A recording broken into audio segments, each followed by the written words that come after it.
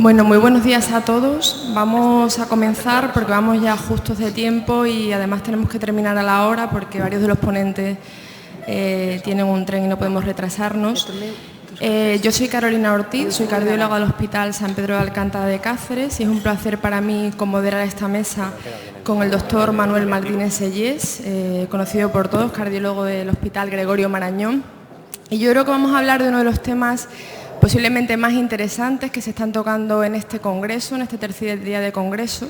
Vamos a hablar de comorbilidad, de sarcopenia, de cuidados paliativos en insuficiencia cardíaca y he estado revisando por encima los programas de los últimos años de la reunión de insuficiencia cardíaca. Es un tema que prácticamente viene tocándose todos los años, no solamente en nuestra reunión nacional, sino también ha tenido mucho peso en esta última reunión europea de insuficiencia cardíaca, lo cual habla de la importancia que tiene este tema, del interés que tenemos en ello, pero sin embargo sabéis que todavía a los cardiólogos y a otros profesionales que nos dedicamos a la insuficiencia cardíaca nos cuesta integrarnos en nuestra práctica habitual. Y para ayudarnos a mejorar en ello tenemos a tres profesionales conocidos por todos que nos van a hablar de este tema. En primer lugar tenemos al doctor Pablo Díez Villanueva que nos hablará de fragilidad en pacientes con insuficiencia cardíaca. Pablo.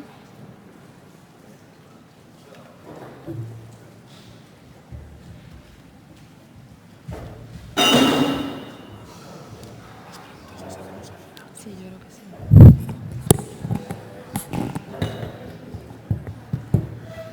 Vale, pues bueno, muchas gracias a todos por estar hoy aquí. Quería empezar dando también gracias a la organización por invitarme a estar hoy aquí con vosotros y al resto de la mesa. Este bloque dentro del Congreso, dentro de la reunión de la sección, versa sobre comorbilidad y cuidados paliativos en insuficiencia cardíaca y yo en concreto os voy a hablar sobre sarcopenia y fragilidad. La charla está estructurada en varios apartados. Comenzaremos con una introducción, repasaremos algunos aspectos fisiopatológicos, realizaremos una serie de consideraciones respecto a la fragilidad de la sarcopenia y también respecto a la malnutrición en los pacientes que tratamos día a día. Veremos qué medidas podemos implementar para mejorar el pronóstico de estos pacientes y terminaremos con una serie de conclusiones.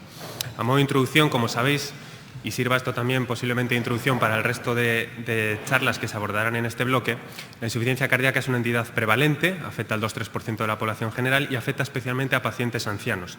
Tanto es así que el 70% de los pacientes con insuficiencia cardíaca tiene más de 70 años. Ello condiciona, a su vez, que sea una entidad que asocia con frecuencia elevada comorbilidad y todo ello en su conjunto condiciona que se trate de pacientes tremendamente complejos con alto riesgo y probabilidad de reingreso hospitalario durante el seguimiento y también de mortalidad. Desde un punto de vista fisiopatológico, todos conocemos este trabajo en el que se describe que, asociado al envejecimiento y consecuencia de distintas comorbilidades, especialmente en el anciano y especialmente en relación con la insuficiencia cardíaca y fracción de eyección preservada, se produce una inflamación sistémica y afectación de distintos órganos y tejidos con afectación tanto macrovascular como microvascular y también a nivel celular que condicionaría el desarrollo de insuficiencia cardíaca y en consecuencia también distintos mecanismos a nivel central y periférico que condicionan la situación clínica de nuestros pacientes y una evolución mala en términos de morbimortalidad. Sabemos también que los pacientes con insuficiencia cardíaca, cuando se diagnostican a edades avanzadas, suelen tener una situación funcional más avanzada, una situación funcional peor que los pacientes con insuficiencia cardíaca que se diagnostican a edades más jóvenes. Y todo ello ocurre en un escenario en el que los pacientes con insuficiencia cardíaca son cada vez más mayores, las hospitalizaciones van creciendo y crecerán los próximos años en lo referente fundamentalmente al grupo etario de mayor edad. Y sabemos también que desde un punto de vista orgánico, desde un punto de vista de progresión de la enfermedad, el curso evolutivo de la enfermedad está salpicado por múltiples reingresos hospitalarios, tras cada uno de los cuales se produce deterioro de la situación funcional y a su vez finalmente los pacientes pueden fallecer, pero también a lo largo del curso evolutivo de la enfermedad no es infrecuente que los pacientes fallezcan de forma abrupta o de forma súbita. Y tradicionalmente presentamos o prestamos atención a distintos factores, distintas comorbilidades, factores como la disfunción ventricular, comorbilidades como la insuficiencia renal, la diabetes o la depresión, pero también hay que tener en cuenta que hay otra serie de variables como la pobre fuerza de prensión o una marcha lenta, que también tienen impacto pronóstico en los pacientes con insuficiencia cardíaca, determinando reingresos hospitalarios y también mortalidad. Desde un punto de vista diagnóstico, la fragilidad se caracteriza porque es un síndrome biológico asociado al envejecimiento que condiciona un aumento de la vulnerabilidad ante una situación de estrés y, en consecuencia, un peor resultado en términos de morbimortalidad. Está relacionado con una disminución de las reservas fisiológicas y, por lo tanto, ante una situación de estrés, como decimos, el resultado que puede presentar un paciente va a ser peor. Es una entidad frecuente, es frecuente en la población general y en pacientes de edad más avanzada pues es especialmente más frecuente. Presenta una asociación bidireccional con las enfermedades cardiovasculares, hasta el punto de que los pacientes frágiles es más habitual que presenten enfermedad cardiovascular y viceversa. Los pacientes con enfermedad cardiovascular presentan más habitualmente fragilidad. Y asimismo, al tratarse de pacientes más mayores, con un peor perfil, son pacientes que asocian a su vez una mayor morbimortalidad. Siempre prestamos atención a aspectos genéticos y otra serie de aspectos, pero realmente los puntos o las condiciones que asocian el desarrollo de la fragilidad son múltiples, como se describen en este trabajo. La fragilidad, en sentido estricto, debe distinguirse la comorbilidad y la dependencia e idealmente debe valorarse en la comunidad.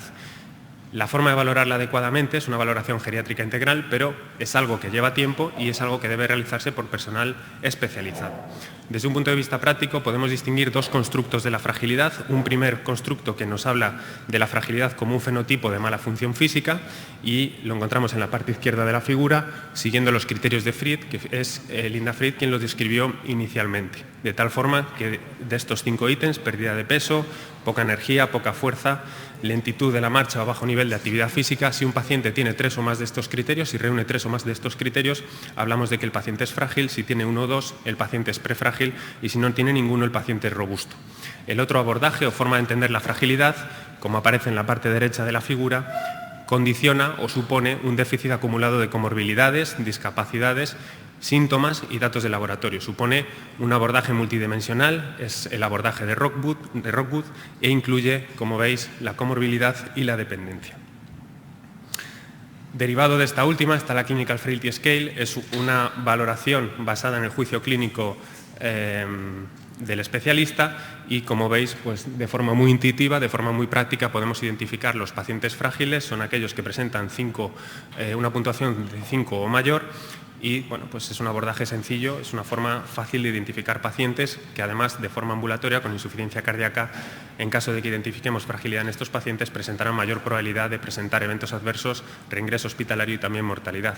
Hay otras escalas, como la escala de Frail, que con estos 5 ítems, por lo tanto de forma muy sencilla, por lo tanto muy rápidamente, podemos identificar pacientes con fragilidad y con mayor probabilidad, por tanto, de presentar eventos adversos durante el seguimiento. La fragilidad, como decíamos, no es lo mismo que la comorbilidad, no es lo mismo que la discapacidad, pero muchas veces muchos de estos ítems en el mismo paciente coexisten, y el impacto de la fragilidad tiene que ver con que tanto la prefragilidad como la fragilidad en pacientes con enfermedad cardiovascular asocia peor pronóstico y asocia mayor mortalidad durante el seguimiento. Y esto es así en distintos escenarios clínicos. Como veis en esta figura, los pacientes más frágiles presentan una mayor mortalidad, pero esto es algo que también en líneas generales se produce, como decimos, en la figura de la izquierda, pero que también se produce en otros escenarios, como después de un intervencionismo coronario o después de una intervención quirúrgica a nivel cardiológico. Este trabajo es muy interesante, os lo he querido traer, son poquitos pacientes, son 300 pacientes mayores de 60 años y en este trabajo los pacientes que se identifica que son frágiles tienen disfunción diastólica, insuficiencia cardíaca y fracción de eyección preservada en un 85%, los prefrágiles en un 65% y los robustos en un 50%.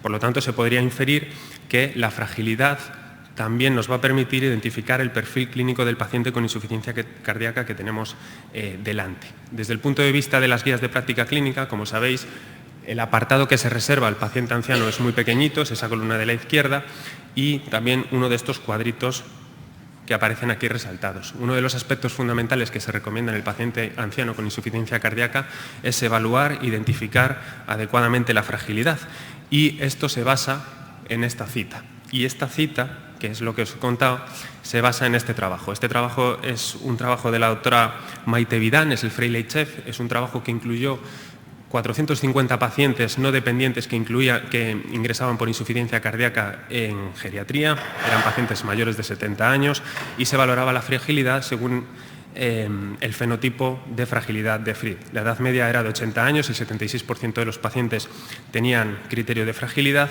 y si bien es cierto que los pacientes frágiles eran más habitualmente mujeres y eran también más mayores, no se encontraron diferencias con respecto a las comorbilidades, la fracción de eyección o el NT-proBNP. Y lo que sí que se observó es que los pacientes frágiles presentaban peor pronóstico durante el seguimiento, con una mayor probabilidad de presentar discapacidad a 30 días de seguimiento y también mayor probabilidad de presentar reingreso hospitalario y mortalidad a un año de seguimiento. Y dentro de los distintos ítems que se utilizaron para valorar la fragilidad, una baja actividad física es el que se asoció con un peor pronóstico y una mayor probabilidad de presentar eventos adversos. Hay otros trabajos también desarrollados en el campo de la geriatría. En este caso se incluyeron 500 pacientes que habían ingresado por insuficiencia cardíaca en un hospital y que eran seguidos posteriormente por geriatras. Como veis, 6 hospitales españoles, una edad media de 85 años, el 80% tenía una fracción de eyección superior al 45% y un 57% de los pacientes eran frágiles. Y en este caso se observó que a un año de seguimiento los pacientes frágiles se morían el doble y presentaban mayor mortalidad, pero también mayor reingreso y deterioro funcional durante el seguimiento. Hasta la fecha no hay claramente un trabajo que aborde este tipo de escenarios en los pacientes con insuficiencia cardíaca tratados en consultas de cardiología especializadas en insuficiencia cardíaca y como tal, desde la sección de cardiología geriátrica hemos querido ampliar un poco el conocimiento en este sentido y estamos trabajando actualmente en un registro que busca conocer las características generales de la población más anciana, más mayor de 75 años con insuficiencia cardíaca, que se trata de forma ambulatoria en unidades de insuficiencia cardíaca, valorando la fragilidad y otra serie de ítems para conocer el impacto pronóstico que presentan y cómo son estos pacientes y cómo evolucionan, cómo están de tratados, etcétera, etcétera, etcétera.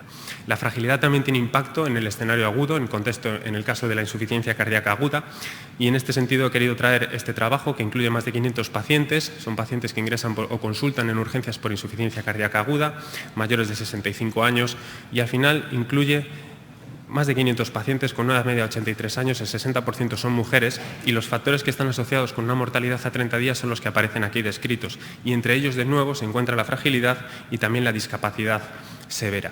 Para valorar el impacto pronóstico en los pacientes dados de alta desde un servicio de urgencias, pacientes mayores que consultan por insuficiencia cardíaca, se ha desarrollado y se está realizando actualmente este trabajo que busca conocer cómo de buenas son las medidas que se pueden implementar para mejorar el pronóstico de estos pacientes frágiles que consultan por insuficiencia cardíaca con el objetivo fundamental de reducir reingresos hospitalarios y mejorar los eventos en términos de morbimortalidad. Con respecto a la sarcopenia es una entidad que afecta a entre un 5 y un 13% de la población general con una edad superior a 65 años y se caracteriza porque condiciona o supone una afectación progresiva y generalizada del músculo esquelético que asocia una disminución de la movilidad y asocia también a su vez un aumento del riesgo de caídas y fracturas, una disminución también de la capacidad de desarrollar actividades basales de la vida diaria, disminución también de la calidad de vida y asocia también un aumento de la mortalidad. Lo más importante es resaltar que es la fuerza la que predice eventos mejor que la masa, es un fallo del músculo y como veis aquí a lo largo de la vida se produce fundamentalmente durante los primeros años un aumento progresivo de la masa muscular. En la edad adulta al principio es cuando se alcanza ese pico de masa muscular y luego se produce un descenso del mismo a lo largo de la vida. ¿Cómo podemos prevenir la sarcopenia o el desarrollo de sarcopenia? Pues aumentando la cantidad de músculo que ganamos en los primeros años de vida, manteniéndolo durante la edad adulta y evitando en la medida de lo posible su pérdida en las etapas más avanzadas de la vida o incluso minimizando también su pérdida. ¿Se asocia siempre a edad avanzada? Pues no es el único criterio y no solo afecta a pacientes de edad avanzada, puesto es así que el fenotipo de fragilidad contribuyen más factores que la edad y por tanto hablamos de una sarcopenia primaria cuando no identificamos otro factor más que la edad como responsable del desarrollo de la misma y una sarcopenia secundaria en la que además de la edad pueden concurrir otros factores y dependiendo del impacto o de estos distintos factores podemos distinguir pues, distintos escenarios y pueden estar caracterizados por distintas enfermedades, fundamentalmente enfermedades inflamatorias crónicas, también por inactividad y también por alteraciones de la nutrición. La sarcopenia, como decimos, es fundamentalmente un fallo del músculo, es una disminución de la fuerza y la detección mediante pruebas de rendimiento físico, un bajo rendimiento físico, va a permitir predecir la severidad de la sarcopenia. Hay unos criterios que nos permiten identificar adecuadamente la sarcopenia que se han publicado recientemente y lo que nos dicen es que los pacientes deben ser, en primer lugar, identificados con el primer criterio, que es una disminución de la fuerza muscular, y si los pacientes cumplen también el segundo criterio, que es una disminución de la cantidad o de la calidad de esta masa muscular, hablamos de sarcopenia. Y, como decíamos antes, las pruebas de rendimiento físico son las que nos van a permitir identificar el grado de severidad de los pacientes con sarcopenia.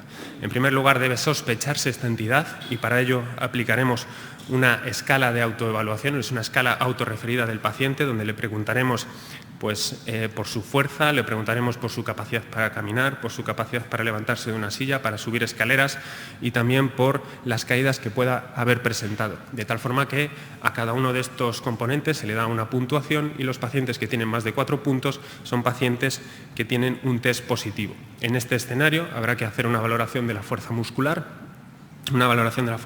que se puede hacer con la fuerza de prensión. En caso de que sea normal, el paciente no es sarcopénico, pero en caso de que sea una fuerza de prensión baja, la sarcopenia es probable. En este escenario normalmente ya se procede a tratar adecuadamente los pacientes, los aspectos etiológicos y también los derivados de la propia enfermedad, pero también es necesario, siguiendo los criterios anteriores, confirmar esa afectación de la cantidad o de la calidad de la masa muscular. Y para ello tenemos distintas formas de hacerlo. Normalmente la forma de hacerlo es mediante DEXA y luego finalmente mediante unas pruebas de rendimiento físico valoraremos la severidad de la sarcopenia de nuestros pacientes.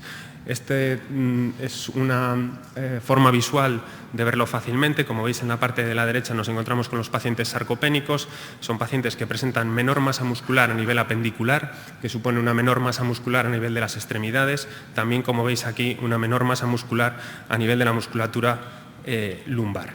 Y también es importante señalar que los pacientes obesos también pueden ser sarcopénicos y esto se puede producir porque un paciente con un peso normal tiene una baja actividad física y en consecuencia se produce una disminución de la masa muscular y un aumento de la masa no muscular, un aumento de la masa grasa. Y la otra forma de llegar a este escenario es que un paciente obeso, normalmente por enfermedades inflamatorias crónicas, como puede ser la insuficiencia cardíaca, como puede ser el cáncer u otro tipo de enfermedades, pues se produzca una disminución de la masa magra, una disminución de la masa muscular, prevaleciendo la masa no muscular, un aumento de la masa grasa, por tanto. Son pocos los trabajos de que disponemos actualmente en pacientes con insuficiencia cardíaca en lo referente a la valoración de la sarcopenia. En este trabajo, es un trabajo pequeñito que incluye 200 pacientes. Los pacientes que se caracterizan por presentar sarcopenia con una disminución de la fuerza muscular se caracterizan a su vez por presentar una menor capacidad de esfuerzo y también una menor duración en lo referente a la actividad física en los distintos ejercicios físicos a los que sometieron a los pacientes. Y finalmente quería traer los criterios para diagnosticar la malnutrición de nuestros pacientes, sobre todo porque se acaban de publicar, y hablaremos de malnutrición atendiendo a una serie de criterios fenotípicos y etiológicos que aparecen aquí descritos.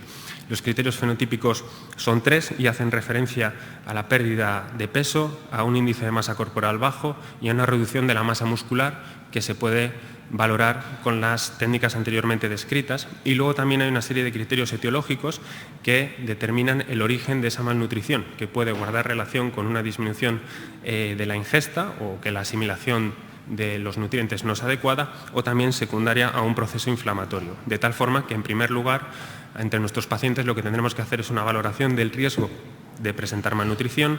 En segundo lugar, hacer una valoración para llegar al diagnóstico de esta entidad. Y, en tercer lugar, una vez hecho ese diagnóstico, habrá que valorar la severidad de la malnutrición. La severidad de la malnutrición se puede hacer en 2 etapas.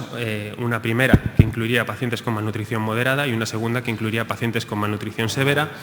Y el diagnóstico de cada una de ellas se hace atendiendo al porcentaje de pérdida de peso, al grado al índice de masa corporal que presentan nuestros pacientes, o bien atendiendo a la reducción de la masa muscular que puedan presentar. Y con respecto a los aspectos etiológicos, por supuesto hay que considerar aspectos relacionados con que la ingesta nutricional no es adecuada. Por supuesto, hay que considerar el desarrollo de malnutrición consecuencia de un proceso agudo que produce una inflamación aguda. A nadie se le escapa que consecuencia de un traumatismo grave, de una fiebre, una infección grave, un traumatismo craneoencefálico grave, se produce una inflamación sistémica aguda, pero muchas veces se nos escapan las dos primeras, que es donde se encuadran los pacientes con insuficiencia cardíaca, pacientes con inflamación crónica que de forma progresiva, muchas veces muy lenta, muchas veces no nos damos cuenta, van desarrollando distintos grados de malnutrición. Y en este sentido quería traer un trabajo que se ha realizado en pacientes ancianos donde se hace una valoración del riesgo nutricional que presenta, de tal forma que mediante este score que permite identificar pacientes sin riesgo o riesgo leve, moderado o severo de malnutrición, lo que nos encontramos es que los pacientes que presentan peor situación nutricional presentan claramente una mayor mortalidad. Por lo tanto, es un escenario que tenemos que identificar y que tenemos que abordar adecuadamente. Desde el punto de vista de las medidas que podemos realizar en estos escenarios, es verdad que el ejercicio es fundamental, tanto para la fragilidad como la sarcopenia, presenta efectos beneficiosos y las distintas medidas que podamos implementar deben realizarse de forma precoz, de tal forma que no hay que esperar a que el paciente desarrolle la fragilidad. Por supuesto, si el paciente es frágil hay que implementar medidas relacionadas con actividad física y aspectos nutricionales si fuera necesario para revertir la situación. La fragilidad es potencialmente reversible, pero no debemos centrarnos en tratar los pacientes que están en situaciones más avanzadas, que por supuesto también hay que tratar, pero lo que hay que hacer fundamentalmente es prevenir.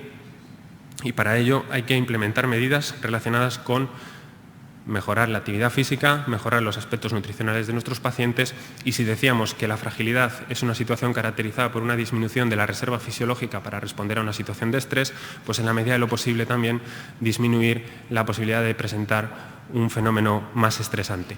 Y ello en un escenario que no es fácil en realidad, porque en el paciente mayor coexisten distintas entidades que pueden dificultar identificar, por un lado, el grado de fragilidad que presenta nuestro paciente, identificar, por un lado, la sintomatología y, por otro lado, pues muchas veces implementar las distintas medidas que habrían de mejorar el pronóstico.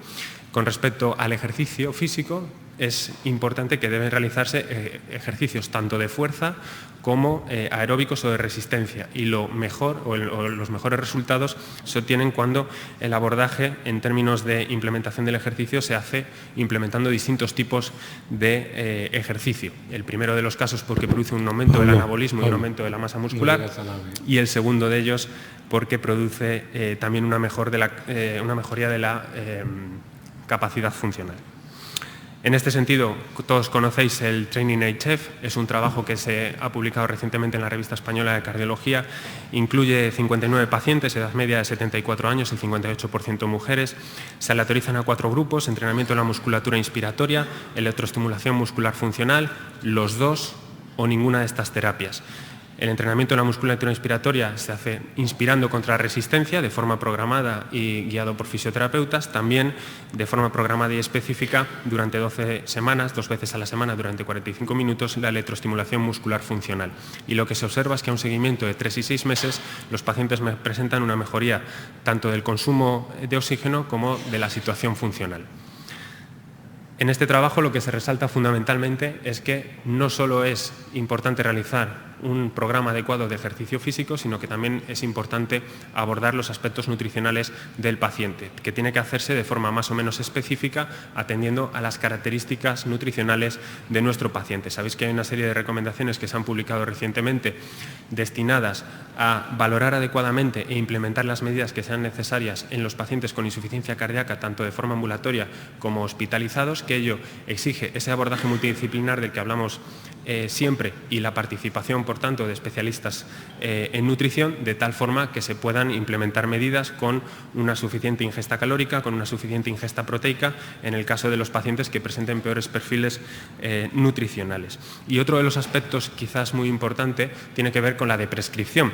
Como sabéis, un porcentaje elevado de los pacientes ancianos con insuficiencia cardíaca presentan polifarmacia, que se identifica por estar tomando 5 o más fármacos. Un porcentaje elevado de estos pacientes presentan reacciones adversas relacionadas con los fármacos, tanto a nivel hospitalario como a nivel ambulatorio, y de hecho estas reacciones adversas condicionan 1 de cada 10 consultas a urgencias hospitalarias. Por lo tanto, es importante identificar qué pacientes están recibiendo más tratamiento o tratamiento que no les condiciona necesariamente una mejoría pronóstica.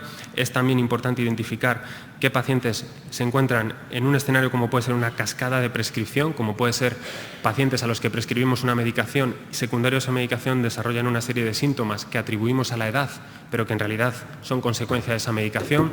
Puede ser fármacos frenadores, fármacos hipotensores, fármacos vasodilatadores. Un paciente que nos dice pues, que tiene peor tolerancia al esfuerzo, al ejercicio físico, y en este escenario pues a lo mejor implementamos otras medidas cuando lo que tendríamos que haber hecho es reducir o suspender esa medicación que puede estar produciendo una sintomatología. En este trabajo se dan una serie de pautas para hacer esta prescripción de forma específica, y todo ello, todo este abordaje debe realizarse en el seno de unidades de insuficiencia cardíaca que han demostrado su mejoría pronóstica y el mejor tratamiento de los pacientes fundamentalmente frágiles con un seguimiento estrecho. Y ya para terminar, y a modo de conclusión, la insuficiencia cardíaca, como hemos dicho, es una entidad compleja en la que es importante conocer el impacto pronóstico de las distintas comorbilidades, pero también de entidades muy prevalentes como la fragilidad o la sarcopenia, a las que debemos prestar atención, reconocer de forma precoz y también implementar los tratamientos que habrían de mejorar el pronóstico de los pacientes. Muchas gracias.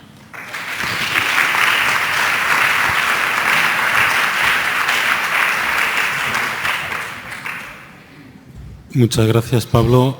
A continuación, María José Pirla, del Hospital Sant Pau, nos va a hablar de las necesidades de los pacientes con insuficiencia cardíaca, que tienen una situación ya avanzada, y también de sus familias. Aprovecho para decir que a través de la app podéis formular las preguntas, que si los ponentes se atienen un poquito más al tiempo, al final tendremos unos minutos para debate. Gracias. Hola, buenos días a todos.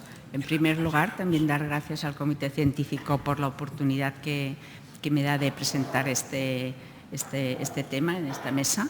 Y bueno, gracias a todos también por estar aquí esta mañana. En primer lugar, bueno, como os han dicho, pues mi tema sobre todo va a ser entendemos las necesidades del paciente y su familia en insuficiencia cardíaca terminal. Os voy a explicar brevemente el contenido que va a tener esta sesión, muy brevemente epidemiología, un poco de definición de la insuficiencia cardíaca terminal y de los cuidados paliativos, y después pues entendemos las necesidades del paciente, las barreras que hay, los facilitadores, la experiencia que tenemos en nuestra unidad y un pequeño testimonio de un paciente nuestro y las conclusiones. Bueno, en la epidemiología pues ya se ha hablado muchísimo, ¿no?, de la gravedad de esta enfermedad y cómo afecta en la población, sobre todo pues a los mayores de 65 años, y cómo aumenta a medida que la edad también aumenta la proporción. Y que de estos pacientes entre un 5 y un 10% presentarán insuficiencia cardíaca refractaria y un 50% morirán a los 5 años siguientes al diagnóstico. ¿Y qué entendemos por insuficiencia cardíaca terminal? Pues la definición que nosotros hemos adoptado en nuestro protocolo que utilizamos en el hospital es la insuficiencia cardíaca terminal, la situación evolutiva que se encuentra entre la IC avanzada, estadio de la Asociación Americana de Cardiología, y la agonía, y se caracteriza por síntomas múltiples, un impacto emocional importante, pérdida de autonomía, escasa o nula respuesta al tratamiento específico, un pronóstico de vida limitado y una fragilidad progresiva. Y es aquí cuando los cuidados paliativos nos pueden ayudar mucho, porque, como dice la definición, nos van a ayudar en mejorar la calidad de vida de estos pacientes y de sus familias, que se presentan y se enfrentan a enfermedades amenazadoras para la vida. Y el objetivo pues, va a ser aliviar el sufrimiento mediante la evaluación, prevención y tratamiento del dolor, problemas físicos, psicosociales y espirituales. Esta gráfica lo que nos enseña es un mapa que realizaron la OMS junto con la Asociación de Cuidados Paliativos y distribuye por grupos de enfermedades las necesidades que hay de cuidados paliativos. Son aproximadamente unos 20 millones de personas y dicen, ¿no?, que la necesidad de cuidados paliativos solo se da una de cada 10 personas, o sea que solo una de cada 10 que necesiten va a recibir esta atención paliativa. Y el top 10 de las enfermedades que necesitan cuidados paliativos van a ser las enfermedades cardiovasculares, por encima del cáncer. Aquí no se refiere exclusivamente a insuficiencia cardíaca, pero ya denota que hay un grupo muy importante de enfermedades cardiovasculares que quizá no pensaríamos que podían necesitar cuidados paliativos. Esta gráfica también es muy conocida, solo voy a comentar muy brevemente, ¿no?, cómo debe integrarse los cuidados paliativos a lo largo de la enfermedad, ¿no? En un inicio va a ser muy mínimo la incidencia que va a tener los cuidados paliativos, el tratamiento paliativo, pero a medida que avanza la enfermedad, pues los cuidados paliativos van a cobrar más importancia, mientras que los tratamientos que van a ayudar a alargar la vida van a quedarse como en un segundo plano, pero siempre van a continuar ahí hasta el final de la enfermedad. Y también, como otra cosa importante, que se contempla que también la familia va a participar de toda esta ayuda como de tratamientos paliativos. Y bueno, paso al segundo bloque. Un poco entendemos las necesidades del paciente y de la familia. Bueno, esto puede parecer de que en un principio a mí cuando me propusieron la pregunta dije, esto como que es muy fácil, ¿no? Pero a medida que vas revisando bibliografía y vas revisando lo que tú estás haciendo, te das cuenta de que muchas veces no se contemplan tanto, no porque no queramos, sino porque no tenemos la misma visión paciente y familia sobre la evolución de la enfermedad que la que tenemos los profesionales. Entonces, hay que preguntar a los pacientes y a la familia qué situación les parece más amenazadora para su vida, si son necesidades físicas, psicosociales o espirituales, para poderles dar respuesta a estas situaciones. También hay una necesidad muy importante de comunicación. Entonces, las necesidades y prioridades que van a presentar tanto el paciente como la familia va a variar según la edad, según la gravedad de la enfermedad, en qué momento están de la enfermedad, de las preferencias individuales, y a lo largo del seguimiento también va a variar. Por ejemplo, en un momento determinado los pacientes o la familia pueden priorizar la calidad de vida sobre el alargar la vida, y en otros momentos puede ser al revés, preferirán alargar la vida que no tener una mejor calidad de vida. Tendrán más miedo a morir quizá y pueden preferir alargar la vida y recurrir a muchos tratamientos en vez de pensar que es mejor tener una buena calidad de vida. Y esto hay que respetarlo. Por eso a veces la visión que nosotros podemos tener sobre la enfermedad no va a ser igual que van a tener ellos. Y por eso la importancia de preguntar y saber qué es lo que les preocupa. De las necesidades del paciente, pues como ya he dicho, hay necesidades tanto físicas como psicosociales como emocionales. De las físicas voy a destacar sobre todo la disnea, y que pienso que hay que monitorizar estos síntomas porque nos van a dar idea si está mejorando o no está mejorando. Otro tema importante es la astenia, que puede presentar astenia, pero también hay que valorar si hay comorbilidades alrededor que pueden favorecer esta astenia. Otra cosa muy importante es valorar el dolor, porque pueden tener un dolor de tipo isquémico, pero también pueden tener un dolor muscular, y en este caso pues habrá que darle solución y tratamiento.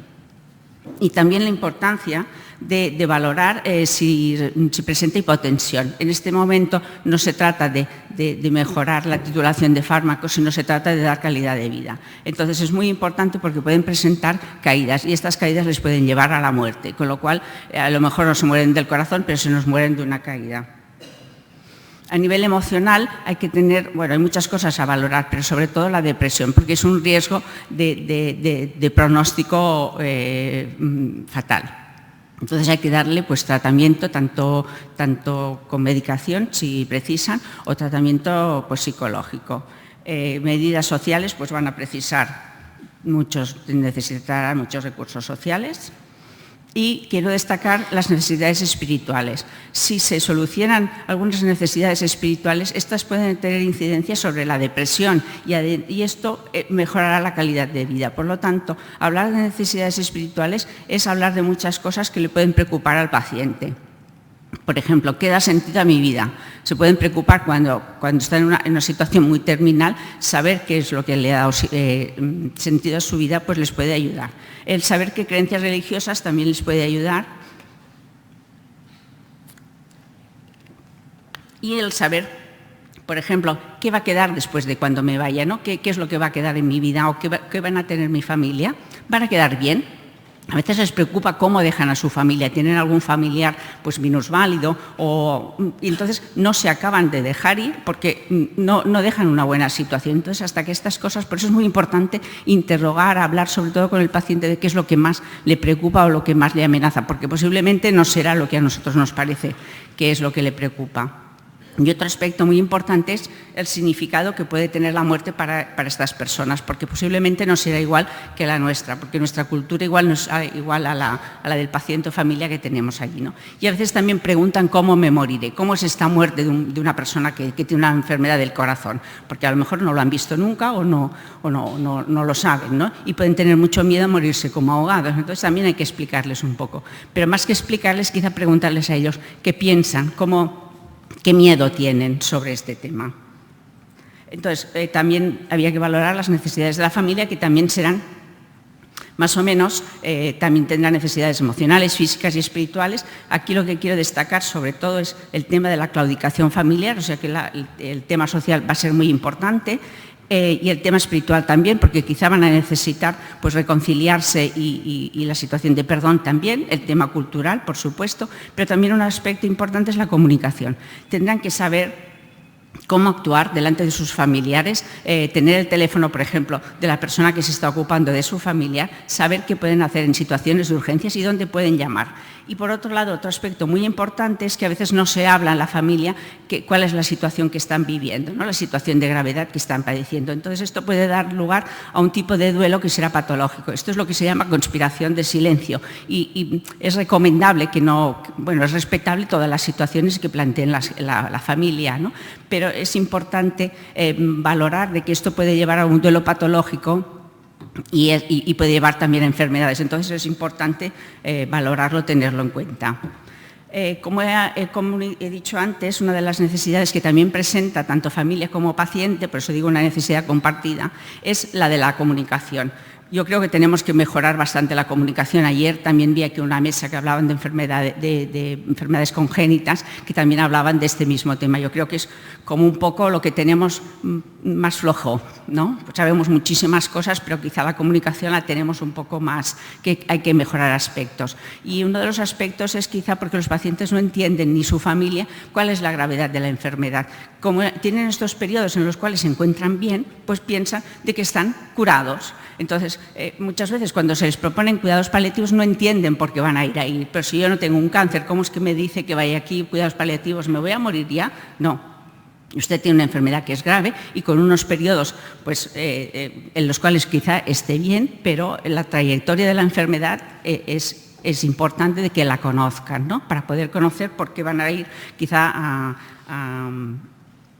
a paliativos. Entonces, por otro lado, los medios de comunicación no nos ayudan para nada en favorecer ni en explicar qué son los cuidados paliativos ni sus beneficios, que es muy importante, ni tampoco qué es la enfermedad de la insuficiencia cardíaca. Nadie habla nunca de la insuficiencia cardíaca, se habla del cáncer, se habla del infarto, pero nunca nadie dice que se ha muerto de insuficiencia cardíaca cuando tiene una gravedad y una, o sea, bueno, a mí me impresiona, ¿no? Yo el primer día que le expliqué a mi hija que un 50% de pacientes se morían, me dijo, ¿pero dónde trabaja? Se muere todo el mundo. Entonces, y se quedó impresionada. Ella fue la que me dijo, pero si esto no se ve en ningún sitio, nadie lo sabe, ¿no? Entonces, creo que es importante que también se conozca por la gravedad que tiene. Y después, otro aspecto importante de la comunicación es, sobre todo, porque en estas épocas tan avanzadas es importante quizá hablar de la desconexión del DAI. ¿Qué pasa con esto? Que podemos tener pues, malentendidos en este aspecto. porque pueden pensar que la desconexión del DAI significa otra intervención quirúrgica, pueden pensar que si se les desconecta el DAI se van a morir enseguida, porque lo tienen como algo allí, en el momento que se les puso se les dio tanta importancia, pero nunca se les habló de que quizá a lo largo de la enfermedad, cuando estuvieran muy mal, quizá sería interesante desactivarlo. Y después sobre las asistencias, las que son también pueden tener este problema al hablar sobre la desconexión, ¿no? Entonces, pues bueno, aquí los cuidados paliativos pueden ser de gran ayuda al paciente y a la familia y también al equipo médico. Es importante también aquí hacer una valoración ética y una valoración por psiquiatría. Hay unas barreras también para iniciar estos cuidados paliativos que tanto son a nivel de la propia enfermedad como a nivel de los profesionales a nivel nuestro, como a nivel del paciente y como a nivel del sistema sanitario. No voy a hablar mucho de esto porque me parece que si no me alargaré en la comunicación, pero bueno, algunos de los aspectos son igual para el paciente como para el profesional de la salud, ¿no? Porque muchas veces se minimizan los síntomas debido a esto también lo que he comentado antes, ¿no? La dificultad de establecer un pronóstico.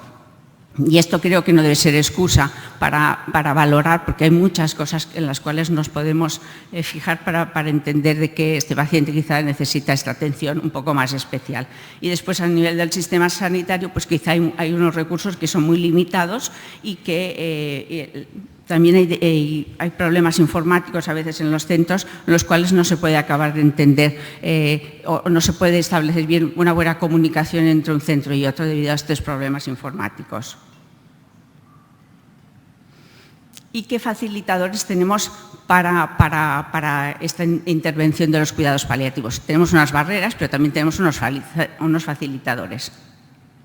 Por un lado está el equipo multidisciplinar, que nos va a ayudar sobre todo en el tema de los síntomas. Nos va a ayudar a poder dar salida a todo, controlar estos síntomas. Y después nos va a facilitar la coordinación entre diferentes servicios y nos asegurará la continuidad asistencial. Esto quiere decir que, como trabajaremos conjuntamente la unidad de insuficiencia cardíaca con la atención primaria y cuidados paliativos, vamos a poder dar atención en todos los momentos y en toda la trayectoria de la enfermedad de este paciente. Con lo cual, cuando este paciente necesita determinados cuidados en domicilio, como ya estaremos en contacto con la atención primaria, estos cuidados ya estarán activados y ya se podrán dar.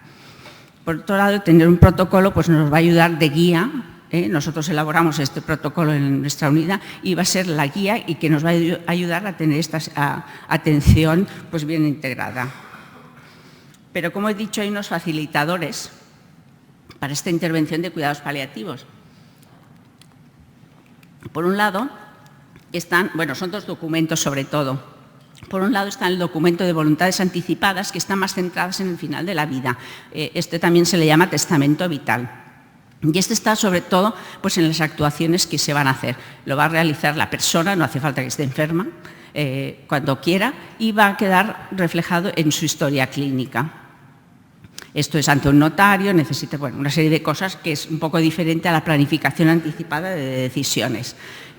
Aquí vamos a ver más cuáles son las preferencias de actuaciones, pero del paciente. El paciente va a ser el que va a decir qué es lo que quiere, qué objetivo tiene sobre su vida y qué es lo que quiere que se haga cuando él esté en una situación que no va a poder decidir.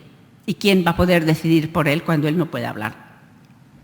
Yo he puesto aquí PDA, aquí se llama planificación anticipada de decisiones, nosotros le llamamos pues, al revés, ¿no? Planificación de decisiones anticipadas. En diferentes sitios, la palabra quizá va a ir un poquito diferente. Y quiero decir que es un proceso voluntario de comunicación que ayuda en la toma de decisiones coherentes con el pronóstico de la enfermedad. O sea, esto no se va a hacer quizá cuando un paciente se fractura un pie, sino va a estar realizado en pacientes que son muy crónicos y ya muy avanzados. Lo van a realizar con ayuda de personal médico que le conoce, la enfermera, la gestora de casos o el médico suyo de familia. y va a expresar el paciente sus valores y sus preferencias. Por ejemplo, también se le va a preguntar qué conoce de su enfermedad, si conoce que tiene una enfermedad grave y cuál es su limitación, por ejemplo, pues, respecto al esfuerzo terapéutico. Después, a la familia le va a ayudar a prevenir conflictos, ¿no? Porque va a haber alguien, o sea, el paciente va a designar quién cree que puede hablar por él cuando él no puede hacerlo, ¿no? Con lo cual, pues les va a aliviar de este peso. Y a los profesionales de la salud también nos va a ayudar, porque nos va a proporcionar seguridad ética y jurídica. Estos documentos son revocables. Quiero decir que si un paciente un día decide, yo no quiero que me intuben, va a quedar aquí registrado, pero si mañana decide que sí quiere que le intuben, este documento va a ser revocable y se tiene que cambiar la decisión. O sea, no tiene por qué estar. La decisión que yo tomo hoy no quiere decir que dentro de 15 días vaya a ser la misma, ¿no? Es lo que comentaba antes de priorizar calidad de vida o preferir pues, que le alarguen la vida. ¿Cuál es nuestra experiencia en el Hospital de Sant Pau? Pues mire, este es un gráfico que representa un poco esto que os he estado también comentando, ¿no? Cómo se integra toda esta atención de final de vida, cómo se inicia y cómo igual como hablaba al inicio, ¿no? De la insuficiencia cardíaca y los cuidados paliativos, pues cómo inicia desde nuestra unidad con mayor fuerza y cómo a medida que la enfermedad va avanzando, que el paciente no tiene tanta fuerza para poder venir o ya está en una situación tan avanzada que no puede acudir a nuestro servicio, pues poco a poco nosotros vamos a ir dejando paso más a la atención a domicilio. Desde la UIC se valora qué enfermedad y se identifica qué paciente se va a tener atención de cuidados paliativos y junto con el médico de cuidados paliativos, que es nuestro soporte, vamos a empezar esta atención. Y nos vamos a comunicar con la gestora de casos, que es la representante de atención primaria. Conjuntamente vamos a iniciar estos cuidados. Nosotros en la visita pues vamos a realizar esta entrevista, las escalas y lo más importante es que el paciente va a sentir de que está en un programa en el cual se le respeta y en el cual se le da una atención, porque nosotros, además la gestora viene a la primera visita que se tiene con el paciente, con lo cual ve que tenemos un trabajo continuado y coordinado. No se encuentra, ahora me visitan estos, pero ya el cardiólogo no me va a visitar, ¿qué va a pasar conmigo? Solo me van a visitar los padres, ¿qué va a pasar? ¿No? Sino que es una actitud, pues vamos a estar la enfermera que está siempre en la unidad, el cardiólogo siempre que lo necesitamos o incluso les vamos a dar visitas con el cardiólogo, va a tener nuestro teléfono siempre si quiere solicitar una visita con el cardiólogo, pero al mismo tiempo va a tener este soporte de la unidad de cuidados paliativos. Y además, al mismo tiempo, nosotros realizamos unas reuniones periódicas, tanto con las gestoras de casos, con los PADES, que son los médico, enfermera y trabajadora social que dan este soporte paliativo en el domicilio y el programa de atención a domicilio. Y además realizamos una sesión mensual, nosotros, el equipo de insuficiencia cardíaca, directamente con el médico de curas paliativas. Estas son las escalas que utiliza sobre todo el doctor Pascual, que es el médico de paliativos, en las que se valora pues, la claudicación del cuidador, la capacidad funcional, los síntomas. Y ahora os quería presentar, porque pienso que estamos hablando del paciente y de su familia y que piensan sobre si los entendemos, entonces pues me parecía muy importante presentaros un paciente y su testimonio. Es un señor que nosotros tuvimos durante un año en la unidad de insuficiencia cardíaca, o sea que no fue una cosa de 4 días y estuvo prácticamente como unos 11 meses casi en nuestra unidad y los últimos casi al año, murió pasado el año, ya tuvo más atención a domicilio, aunque seguía viniendo a nuestra consulta. Y nosotros también puedo decir pues, que seguimos teniendo contacto con su mujer, ¿no? Y están súper... Bueno, hay que agradecerle a este señor porque se brindó a que le pudiéramos hacer este vídeo. Y bueno, me da mucho gusto de presentaros al señor Joaquín. Cura no tiene porque corazón no hay más que uno y no hay, pues si se puede ayudar a llevar con el mínimo dolor o con las mínimas molestias posibles, pues es lo que creo yo que se pretende con eso. Me da cierta seguridad realmente. Hombre, en mi opinión, en general, con la consulta esta, para mí ha sido un punto de estimulación muy elevado. Y con las medicinas pues se había conseguido algo, pero moralmente en la consulta, en el poder explicar que es más realmente fácil llegarte a entender o comprender lo que te está pasando, no simplemente tómese esto, esto y esto, sino simplemente, pues bueno, lo que tienes es esto y pasa por esto. Con estas explicaciones y con estas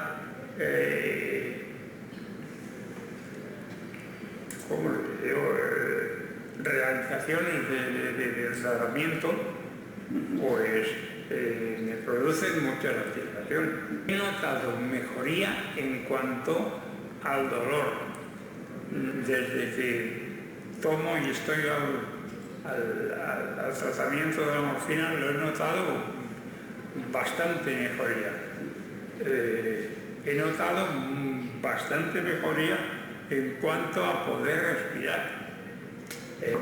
Yo estoy en un estado ahora de realmente bienestar. Y ahora solo ya quiero finalizar con las conclusiones.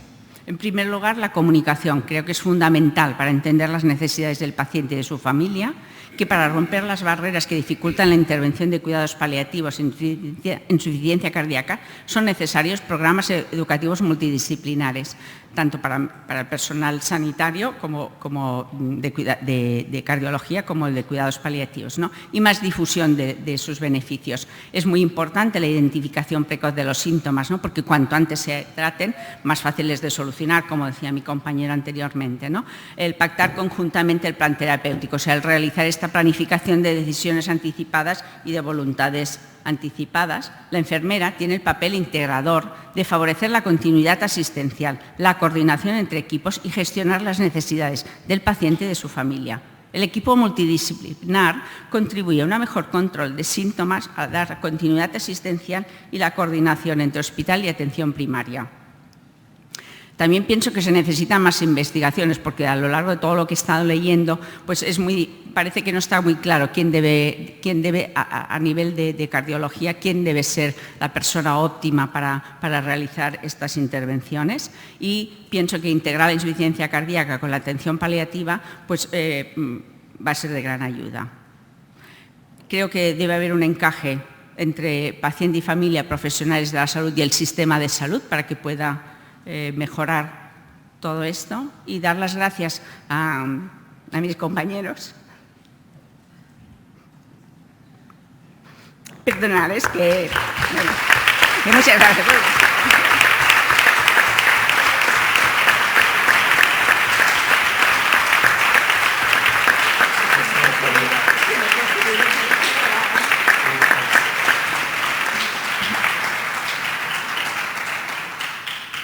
Bueno, pues muchísimas gracias, María José, por tu excelente presentación.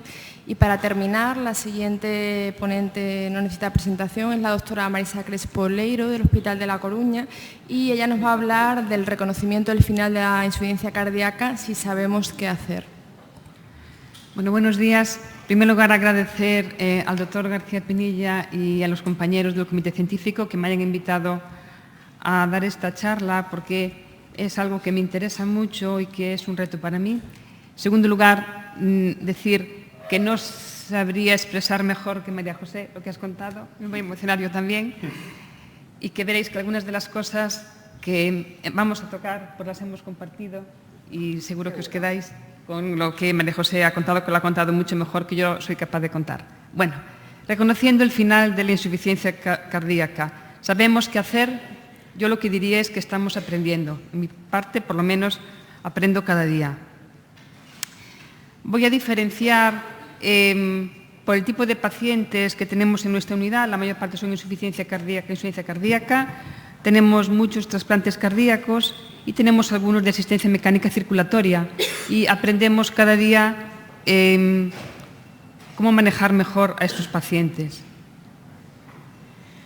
En insuficiencia cardíaca, decir que no es un evento aislado que le sucede a un paciente en algún momento de su vida, sino que es y lo quiero recalcar aquí, una compañía no deseada que una vez que está presente en el paciente, permanece en él para el resto de su vida.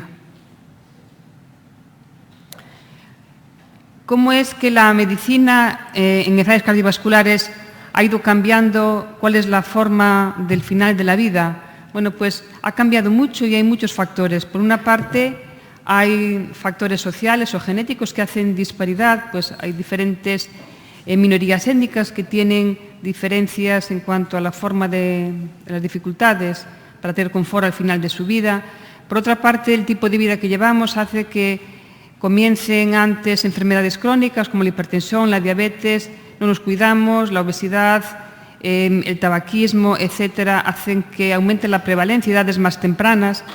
Por lo tanto, es muy frecuente a la mitad de la vida ya aparecer comorbilidad, fragilidad, y lo más frecuente es que en los últimos años de vida hay un montón de dificultades para una buena calidad de vida, con muchas hospitalizaciones, acudir a urgencias, y todo eso hace que dificulte el confort en el momento del final de la vida. La insuficiencia cardíaca la entendemos como estadios evolutivos, desde factores de riesgo, una cardiopatía sin síntomas, síndrome de insuficiencia cardíaca, y el estadio D, que ya se ha comentado, o refractario, el que se conoce como avanzado, refractario. Estadio D es aquel en el que, con todas las terapias normales, disponibles, los síntomas no se controlan y además se acompaña con un gran riesgo de muerte a corto plazo. ¿Cuáles son los eventos clínicos? Según, este es uno de las características reflejadas en un documento de la Sociedad Americana del Corazón, pues visitas frecuentes a urgencias, deterioro progresivo de la función renal, pérdida de peso sin otra causa, lo que se llama caquexia cardíaca, intolerancia a fármacos que mejoran la supervivencia, como los IECAs, ARA2, betabloqueantes, hipotensión mantenida, fatiga con mínimos esfuerzos, incapacidad de casi caminar, un bloque para salir de casa, necesidad de aumentar diuréticos para mantener un estado de volumen y que muchas veces son insuficientes los diuréticos orales, hiponatremia, alteraciones analíticas y finalmente choques repetidos del desfibrilador. Nosotros en el año pasado publicamos un documento que se hizo un position statement para reconocer cuando un paciente con insuficiencia cardíaca está en insuficiencia cardíaca avanzada, y estos son los criterios que se actualizaron, unos que se habían ya establecido en el año 2007, y estos son lo que se considera. Cuando para algo hacen falta muchos criterios, es que no hay ningún criterio claro. Entonces, el hecho de que pongamos todos deben ser cumplidos, pues es porque no es fácil y cada paciente es diferente. Entonces, lo que hemos definido es todos que deben estar presentes a pesar de tener tratamiento médico óptimo según las guías clínicas. Primero, síntomas severos y persistentes de insuficiencia cardíaca, lo que llamamos clase 3 avanzada o 4. Segundo, que exista una alteración funcional cardíaca importante, tanto porque tenga fracción de eyección muy reducida, disfunción del ventrículo derecho, valvulopatías no operables, alteraciones congénitas no operables, o la definición de insuficiencia cardíaca con fracción de eyección preservada según las últimas guías de la Sociedad Europea de Cardiología. Pero además, episodios repetidos bien de congestión pulmonar o sistémica, que necesita alta dosis de diuréticos, o episodios de bajo gasto, que requieran inotrópicos o fármacos vasoactivos, porque si no se produce un daño multiorgánico, o arritmias malignas que causen al menos una visita no planeada a urgencias o a la clínica, a la consulta externa. Y luego un empeoramiento severo de la capacidad de ejercicio o incapacidad de hacer un ejercicio mínimo o que tenga menos de 300 en el test de los 6 minutos o menos de 12 o 14 en el consumo de oxígeno y que sea estimado de ser de origen cardíaco. ¿Qué hacemos con estos pacientes? Bueno, pues estas son todavía posibilidades que tenemos. Pues a veces se puede optimizar y a veces hay pacientes que vienen con mucha congestión, pero una vez que se elimina la congestión y es que mejora un poco el gasto cardíaco, pues a lo mejor somos todavía capaces de intentar optimizar el tratamiento neurohormonal o dispositivos. Hay también cirugía convencional de alto riesgo. Hay 2 tratamientos que mejoran la supervivencia, que son el trasplante cardíaco y la asistencia mecánica circulatoria, pero finalmente, cuando esto no es posible, nos quedan los cuidados paliativos. Y esto incluye mucho tipo de cuidados, incluyendo lo que ha comentado María José en la charla anterior. También anestesia inotrópicos, ultrafiltración, diálisis peritoneal, etc. Y ya se ha comentado cuáles son los objetivos terapéuticos en insuficiencia cardíaca, y este es el esquema modificado de Adler, ya es muy antiguo, en el cual hay un momento en el que los cuidados paliativos, que deben iniciarse de forma paralela al cuando se inicia el tratamiento de la enfermedad, pero van aumentando porque el tratamiento de la enfermedad es ya menos eficaz y hay que preservar el confort del paciente. Como definía la OMS, que ya lo ha comentado también María José, los cuidados paliativos constituyen un método de atención para mejorar la calidad de vida de los pacientes y las familias cuando afrontan problemas inherentes a una enfermedad potencialmente mortal. Y lo que hacen es que previenen y alivian el sufrimiento a través de la identificación temprana, la evaluación y el tratamiento correctos del dolor y otros problemas, sean estos del orden físico, psicosocial o espiritual. Según las guías de la Sociedad Europea de Cardiología del año 2016 de insuficiencia cardíaca, los componentes claves de un servicio de cuidados paliativos es, primero, que se centre en mejorar la calidad de vida del paciente y su familia hasta que el paciente fallezca, que se haga un estudio frecuente de los síntomas, tanto de los que se causan por insuficiencia cardíaca, disnea y dolor, o también aquellos como consecuencia de las comorbilidades que están presentes, pensar cuál es el soporte psicológico o espiritual que necesita el paciente y la familia y hacer un cuidado planificado avanzado que tenga en cuenta las preferencias del lugar y de cómo la resucitación, en el cual puede incluirse lo que se ha comentado de desactivación de terapias, etc.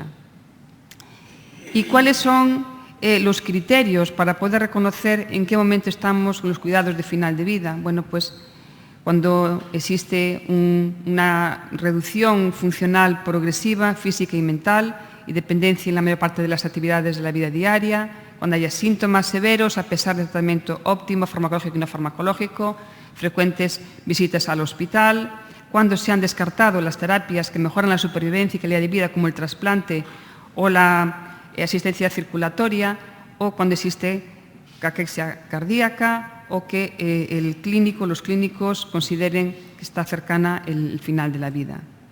Pero hay que hacer consideraciones sobre la insuficiencia cardíaca y a mí estos matices pues me animan. Lo primero es que es una enfermedad que tiene cambios abruptos en el estado de salud, puede estar grado funcional 4 en el modo de pulmón, shock cardiogénico, pero que luego pase a una situación mucho mejor. Que hay deterioro en la calidad de vida, pero que hay incertidumbre en la longevidad. Y esto es así, y esto lo vemos cada día. Primero, sabemos que hay aumento de riesgo de muerte con la edad, con las comorbilidades y con las hospitalizaciones, pero también hay a veces muerte súbita en estadios poco sintomáticos y nos quedamos de piedra cuando esto le pasa a alguno de nuestros pacientes. Pero es que además también tenemos tratamientos que reducen este riesgo de muerte súbita y cada vez más. Tenemos los antagonistas corticoide, tenemos los sacubitril/valsartán, betabloqueantes y los desfibriladores. Con todo esto, y a mí esto es algo que me anima, que yo siempre digo, por la esperanza, el último que se pierde, bueno, pues es la incertidumbre del final de la insuficiencia cardíaca. Lo que sí es verdad, y esto al menos es algo que yo constato, tenemos la sensación, al menos de que nos incorporamos tarde a los cuidados paliativos de la insuficiencia cardíaca y a veces vamos ya casi cuando estamos a lo que ya está el final de vida. Esto es algo que a mi juicio pues tenemos que aprender y tenemos que mejorar. El papel de los cuidados paliativos, pues ya se ha comentado que incluyen pues muchas atenciones al paciente y a la familia, pero que tienen que incluir el tratamiento óptimo de los síntomas físicos, el distrés psicológico, establecer un plan de cuidados y además la coordinación, como ya se ha explicado muy bien, entre todos los elementos, la familia, primaria, el hospital, etc. Los síntomas físicos, la mayor parte de los pacientes incluyen disnea, insomnio, dolor, náusea o fatiga. El distrés psicológico ha de incluir el manejo de la depresión, la ansiedad, también tener identificadas las necesidades y las creencias espirituales del paciente y familia. El plan de cuidados, estar seguro de que se comprende la situación de enfermedad y mantener al paciente en el centro de toma de decisiones, y también la coordinación de cuidados. Los beneficios potenciales de cuidados paliativos es pues en todo, que mejora los síntomas del paciente, mejora la calidad de vida, mejora la comprensión sobre su enfermedad, mejora la satisfacción del paciente y del cuidador con el cuidado que se le proporciona, disminuye la agresividad al final de la vida, en un intento de tratar y de prolongar la vida, y que aumenta la utilización de confort al final de la vida. Y sobre todo, pues un buen cuidados paliativos también disminuye la utilización y los costes de recursos a veces hospitalarios innecesarios. ¿Qué hay de ensayos clínicos? Bueno, pues traigo el primer ensayo clínico que se hizo en Estados Unidos, en la Universidad de Duke, que es en cuidados paliativos. Esto es en 150 pacientes de una institución en las que se compararon 75 a una intervención de cuidados paliativos versus el tratamiento habitual, el estudio PAL-HF. El objetivo primario era medida de la calidad de vida por dos métodos a los 6 meses. Uno era el Kansas City, el resumen global, y otro era el Functional Assessment of Chronic Illness Therapy, la escala FACIT. Y lo que se vio es que los pacientes que habían recibido los cuidados paliativos más el tratamiento habitual tenían un aumento significativo tanto por el cuestionario de Kansas City, por el cuestionario del Functional Assessment of Chronic Illness Therapy del Palliative Care Scale. Y se constató que se mejoraban todas las medidas de calidad de vida física, psicosociales, emocional, ansiedad y espiritual.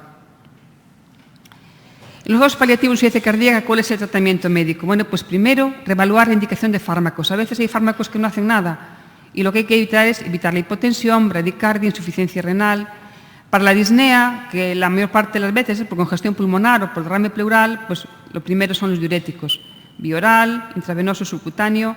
A veces puede ser necesario vasodilatadores en casos de hipertensión e insuficiencia cardíaca.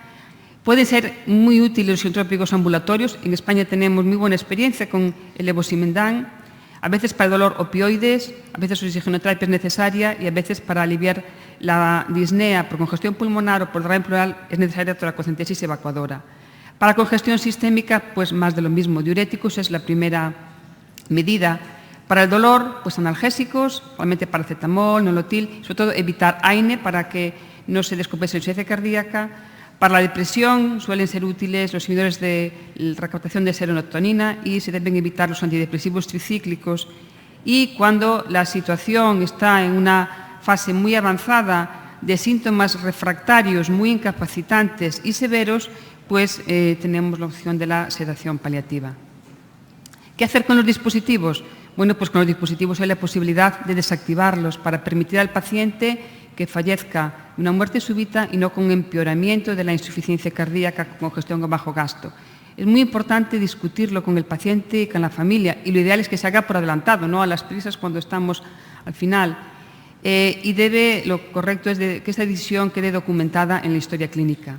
Con respecto a los marcapasos y a los resincronizadores, probablemente lo que se aconseja es mantenerlos igual, porque no perjudican y puede que beneficie la situación del control de la insuficiencia cardíaca.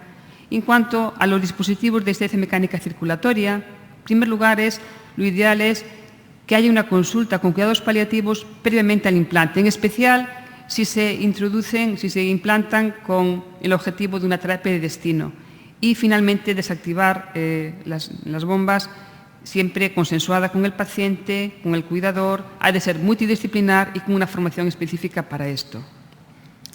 Orden de no reanimar. Bueno, pues esto es la posibilidad de expresar la renuncia voluntaria y anticipada a recibir una reanimación cardiopulmonar en el caso de una parada cardiorrespiratoria. Debe ser una planificación global y anticipada de los cuidados avanzados al final de la vida y debe constar en las voluntades anticipadas y poder ser revocada. Permite al paciente registrar sus deseos de atención sanitaria y participar en la toma de decisiones relevantes en la fase final de su enfermedad. Y ha del paciente una información muy precisa, muchas conversaciones y estar seguros de que entiende y que estamos seguros de la toma de decisiones que se han tomado. Y sobre todo, muy importante documentar en la historia clínica e informar al equipo multidisciplinar de la decisión. Con respecto al trasplante, unas pinceladas. Bueno, pues la mayor parte de los pacientes en esta espera de trasplante tienen una fase crónica avanzada, muchos síntomas y elevado riesgo de muerte. Es una situación muy estresante. Pero el trasplante introduce nuevos riesgos. Primero, que se puede morir en el perioperatorio. Pues entre un 10 y un 20% mueren en el perioperatorio. Luego puede surgir el rechazo, puede surgir una infección, o una insuficiencia renal, cáncer. Todos son miedos que pueden surgir en darse el trasplante cardíaco. Es muy importante la accesibilidad de cuidados paliativos. Yo tengo la sensación de que nosotros, de hecho, por lo menos en mi hospital, todavía no lo tenemos contemplado, que cuando a alguien se le ofrece y se le estudia para trasplante cardíaco, que se le ofrezca una interconsulta con el equipo de cuidados paliativos. Ya se comentaron estos modelos y el primero es el modelo tradicional en el que está absolutamente desfasado, en el cual los cuidados paliativos eran ya justo paralelos a los cuidados de final de vida. El segundo modelo, el modelo B, que es el que se ha comentado aquí, en el que de forma los cuidados que prolongan la vida y a la vez los que dan soporte y confort. Pero en el trasplante sucede que cuando se produce el trasplante, la calidad de vida, si todo va bien, es excelente y el paciente pasa a ser vida normal.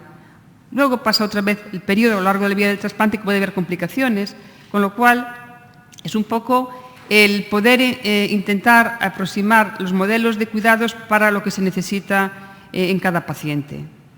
Por eso es muy importante que en el trasplante, pues está, cuando se le evalúa al paciente para trasplante, es un momento de mucho estrés.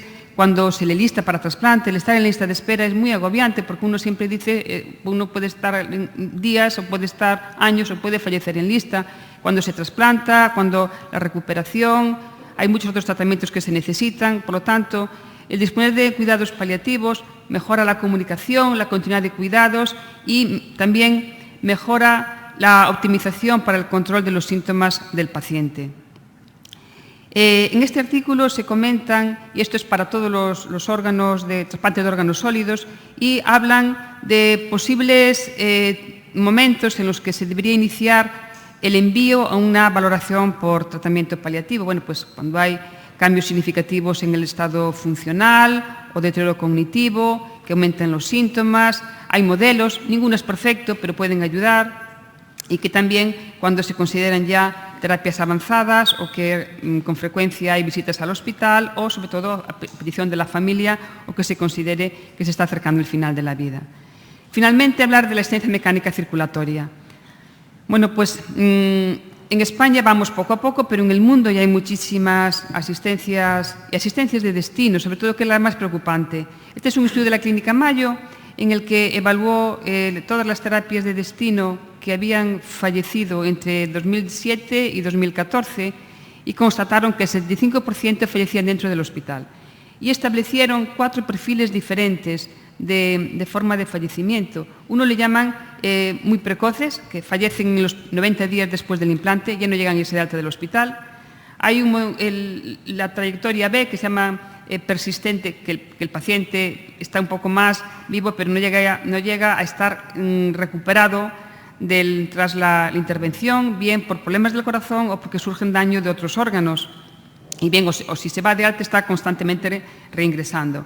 Luego está el modelo C, que es el que mejora y luego al final pues fallece de otra causa, generalmente pues una enfermedad intercurrente como un cáncer, infección o insuficiencia cardíaca de nuevo. Y el modelo D, que es que mejora, pero después súbitamente tiene un evento agudo casi letal como una hemorragia o una trombosis de la bomba. Y aquí ven los 4 modelos. Realmente el color de las letras no corresponde al color que tienen en el gráfico. Los precoces son el 10%, los persistentes y precoces también son el 20%, el persistente y que el modelo C, que es el que mejoría, esto es el 40%, y luego el que mejora y luego se muere de una forma aguda es el 40% y el otro es el terminal. Se ve que el mayor del 65% mueren dentro del hospital y, de hecho, menos de 6 meses, el 30% es el momento en el que desde el implante del dispositivo hasta la muerte, estos son solamente los pacientes fallecidos y esto es la Clínica Mayo. ¿Y cuáles son las causas de muerte? Pues aquí están: fallo multiorgánico, infarto, un ACV hemorrágico, insuficiencia cardíaca, infección, cáncer, sangrado, un ACV isquémico o malfunción de la bomba. Y como ven, cualquiera de los tipos de trayectoria de muerte pues pueden presentarse en cualquiera de estas causas de muerte. Todavía, este es un análisis más reciente y esto es datos del registro Intermax, que es el registro obligatorio que tienen que meter los datos en Estados Unidos para todas las asistencias de larga duración. Y como pueden ver, seguimos con más del 80%, casi más del 87%, que siguen falleciendo dentro del hospital. Consideraciones sobre los pacientes con insuficiencia ventricular. Primero, los pacientes con una insuficiencia ventricular como terapia de destino han elegido, por definición, tener implantada una bomba y permanecerán in situ este dispositivo de por vida. Eso es la terapia de destino, nunca se les va a trasplantar. Ellos han estado dispuestos a someterse a procedimientos invasivos para mantenerse con vida y puede ser más probable que elijan terapias que prolonguen la vida en otras situaciones clínicas. Pero también es importante saber que es difícil encontrar instituciones de cuidados paliativos y personal de enfermería especializada dispuestos a aceptar pacientes con una insuficiencia ventricular debido bien a la falta de recursos o a la capacitación en el manejo del dispositivo, alarmas, cambio de baterías, etc. Esto es algo que tenemos que enfrentarnos.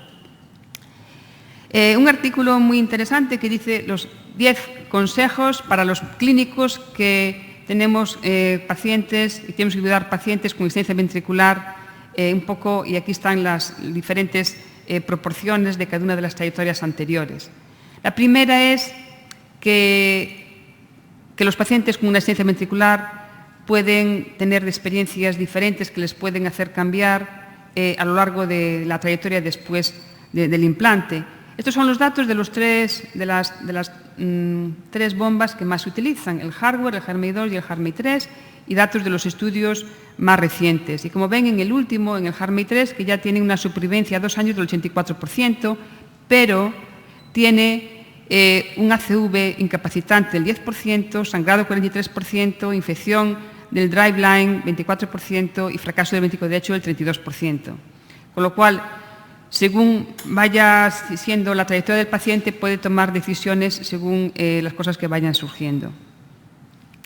Lo siguiente es que es importante saber antes del implante de la asistencia qué el paciente desea, qué expectativas tiene para definir cuál es para él una calidad de vida aceptable o no aceptable. Saber que el tratamiento médico, además de la asistencia, es muy importante porque puede reducir un control estricto de la tensión, reduce el riesgo de insuficiencia, de ACVs, de hemorragias, o que empeore los síntomas de insuficiencia cardíaca. Es muy importante, y aquí aconsejan que se les explique a los pacientes la historia natural después de una asistencia semejante a lo que se dice en el cáncer. Y uno es que si devuelve la enfermedad, otro es que si aparece una complicación o una infección o insuficiencia renal, etc. Y que es importante saber que tienen limitaciones y tienen que ingresar en un sitio en el que no hay equipos o que no hay personal que pueda encargarse de su cuidado, que tienen que saber esto. Que existe la posibilidad de desconectar la asistencia y no necesariamente tiene que ocurrir en el hospital. Hay que tener un protocolo y estar todo el mundo formado, el que tiene que tomar decisiones. En este sentido, hay otro ensayo clínico posterior al PALJA en asistencias que se llama el DECIDE-LVAD, que es un ensayo clínico en el que se comparó cómo era la decisión del paciente para decidir si quería o no el implante de una insuficiencia ventricular cuando antes se le daba una información estructurada. Esto es una información que está disponible online, es de la Universidad de Colorado, en el cual pues, es un vídeo de 25 minutos y además es un folleto de 8 páginas, que es este que está aquí, y que el paciente, lo que se consideró es que los pacientes el grupo que habían tenido esta intervención, pues tenían una elección, la decisión mucho mejor considerada, más acorde con lo que el clínico consideraba, que aquellos pacientes que no la recibían. Es muy importante la depresión y puede llevar a suicidios, pero hay que decir también que muchísimos pacientes tienen buenos resultados clínicos y que nosotros tenemos pacientes que llevan 2 años y que hacen vida normal, y esto es lo importante, por eso lo pongo en verde. Y luego también en azul, porque el soporte del familiar es esencial para que todo marche bien después de la asistencia. Y aquí, en la trayectoria de antes, pues podíamos ver cuál es el rol del cuidado paliativo. Bueno, pues antes del implante, para poder definir cuál es la planificación de los cuidados avanzados.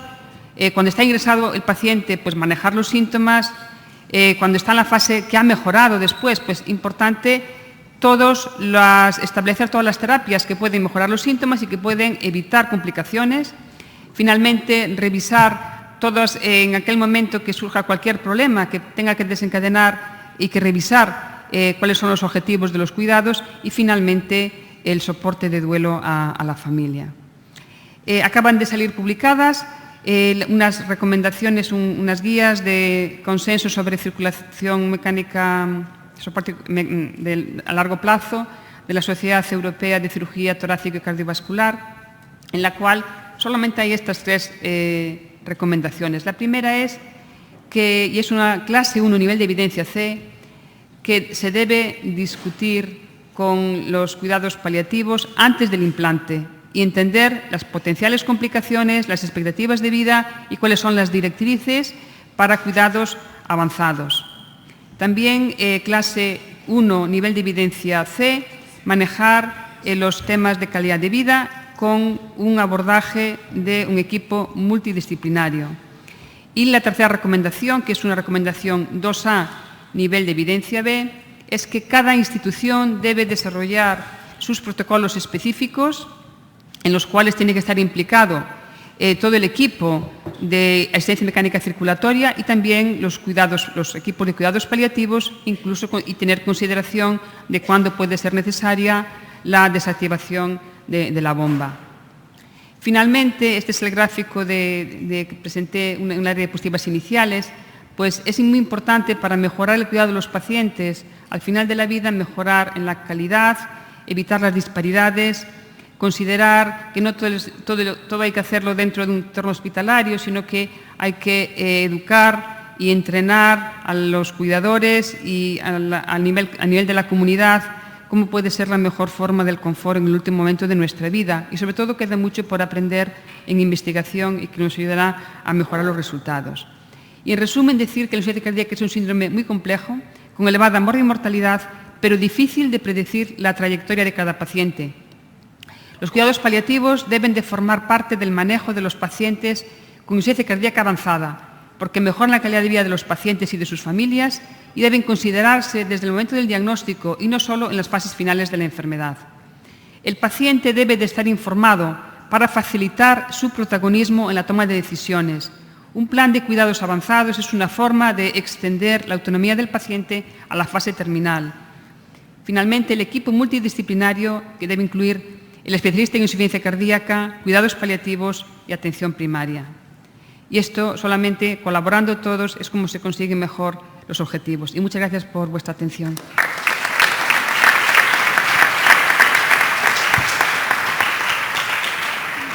Muchas gracias, Marisa.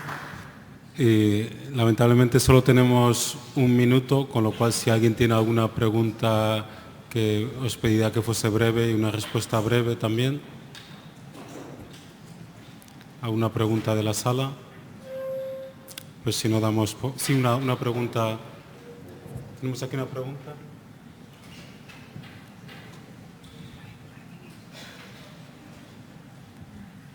Bueno, felicitar a la mesa por todas las comunicaciones muy buenas. Es lástima que solo pueda hacer una pregunta. Entonces voy a hacer la pregunta a María José. Gracias por tu exposición, María José. Sé que ha sido un gran esfuerzo para ti, sé que representa mucho esta comunicación, Te lo agradezco realmente, pero me gustaría saber por qué cuesta tanto hablar de los aspectos espirituales, ¿vale? Me gustaría saber cuándo vosotros comenzáis a plantear los aspectos, las necesidades espirituales, porque para nosotros es un gran reto. No todo el mundo sabemos entrar en estos dilemas y realmente no sé, es muy difícil. Bueno, muchas gracias, Luisa. Los aspectos espirituales yo creo que nos dan mucho miedo a todos porque nos enfrentan a nuestra propia muerte de alguna manera, ¿no? Es como pensar que eso existe y que existe para todos, ¿no? Entonces, nosotros, ¿cómo los valoramos? Pues yo creo que es un aspecto pues muy de enfermería, ¿no? De valorar lo que le está pasando a la persona. Y creo que como se establece una relación de confianza, los pacientes también preguntan cosas. Y entonces nos da también pie a nosotros a hablar sobre este tema, ¿no? Yo creo que también es la experiencia y el valorar y el pensar que son aspectos súper importantes para la persona. Y eso es lo que da valor y lo que anima a hacerlo, ¿no? Pensar la importancia que tiene para cada uno de los pacientes que vienen ahí, cuáles son las cosas que les puede preocupar o que les puede dar más miedo, ¿no? Otras veces lo preguntan ellos, preguntan cosas, o si no, a veces tampoco hace falta tanto, como decir, vamos a hablar de los aspectos espirituales, ¿no? Pero el ver lo que le está preocupando al familiar o al paciente te da pie a pensar de que hay algún aspecto que hay que solucionar más allá de lo que está diciendo, ¿no? Entonces es cuando preguntas y vas obteniendo respuestas. Es muy, muy, muy importante preguntar, no hay que tener miedo. Me dijo un día el doctor Pascual, no hay que tener miedo de preguntar nunca, sabiendo preguntar, ¿no? Y no haciendo, o sea, preguntar de una manera terapéutica. Que lo que tú vas a dar a preguntar no va a ser para hacer daño, sino para ayudar a esa persona, ¿no? Con mucha empatía y creo que se puede hacer. ¿Podría decir una cosa? Último momento. Disculpa, me he emocionado porque es mi último casi mes de trabajo. El mes que viene me prejubilo.